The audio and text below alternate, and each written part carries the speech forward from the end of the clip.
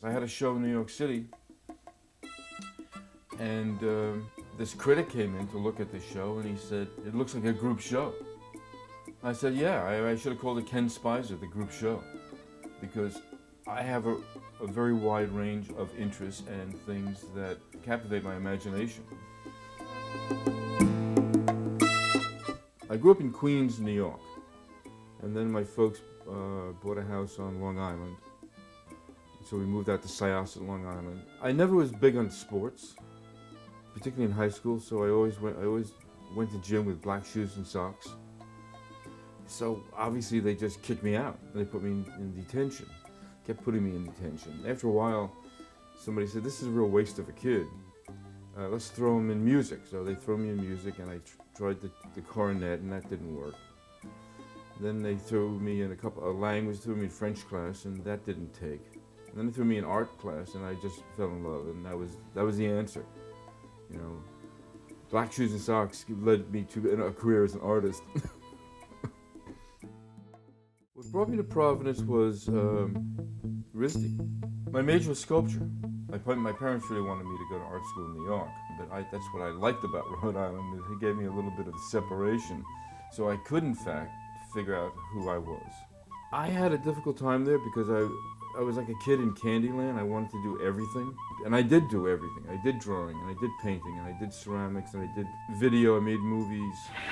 Do you know anything about Scrod? I did sculpture, and I did graphics. I was teaching silkscreen there from 78 to 81. I just fell in love with Providence. And when I graduated, I opened up my own silkscreen printing shop, Bizarro Screen Printers, because that was a way of earning a living, and I enjoyed it very much so. RISD was where I met this guy Diderot, who was an Icelandic artist who came to Providence, and it really changed my attitude towards art. It was more about the discovery of things through the art thinking process, a way of thinking that I had never been exposed to before.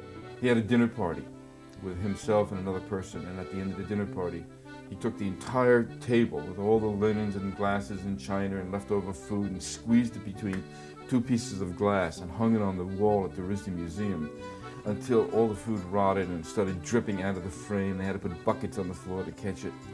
And it was like, wow, this is art? I mean, how does this stuff work? That sort of way of thinking has entered into my work. I would have a hard time describing my work in total because I work in series, and I'll have an idea for a group of pieces. I do a lot, right now I'm doing a lot of painting. I'm doing a lot of work for a local children's hospital, and that's gotten me into going back to painting, which I had left for a while. Depending upon the series I'm working at, the materials can be significantly important, or they can just not even be there. Like, for example, painting. It's paint and paper. For me, it's paint and paper. Whereas some of the sculptures might be highly motivated towards exploring a particular material, like a floppy disk or audio tape or video cassette tape. Not the cassette, but the stuff inside, and how that material, what is the essence of that material? Like floppy disks, there's a thinness to it, and there's a shininess to it, and there's a blackness to it that is worthy of exploration. And that's what I like to do. I like to get in there and explore a particular media. And there's the level of unpredictability about it that I like. I never really know what's going to happen. It's just kind of the surprise element. It's one of those things that is a train of thought through my work, is not really knowing how it's going to turn out until I make it. I think going to Job Lot is my art supply store, and I just like to walk around and just see what's there. And oftentimes it's the multiple.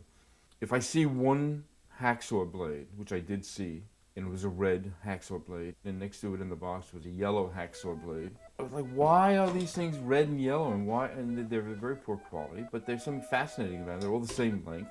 They got holes on the end. So I bought 6 of each, and I took them back to my studio, and I arranged them, and I made a pattern. I said, wait a minute, what if I had more? So I went back and got 30 more of each color, and I put them together, and I said, it's only going to work if I have more. It's in the multiple. So one hacksaw blade is one hacksaw blade, but you get 50 or 100. Now you have a resource for creating something bigger. I'd say one of the unifying things about my work in general is I like to make big things out of lots and lots of little things. And there's hundreds of thousands of these little things that go into making just a few large objects. It's kind of a comfort zone for me as a creative person, is to be able to be in my studio and just start working with building lots and lots of pieces.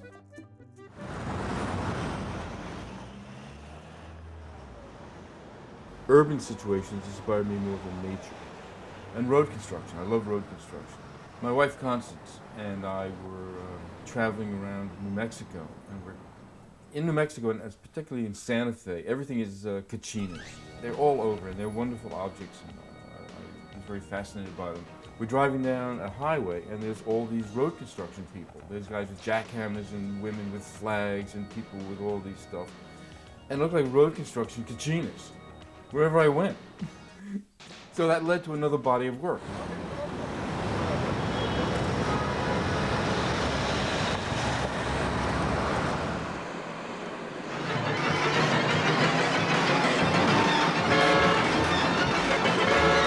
So that's how things get into my head. I love sculptures and works of art that are interactive. I love it when people learn to live with art. You don't just look at it, you can actually affect the change.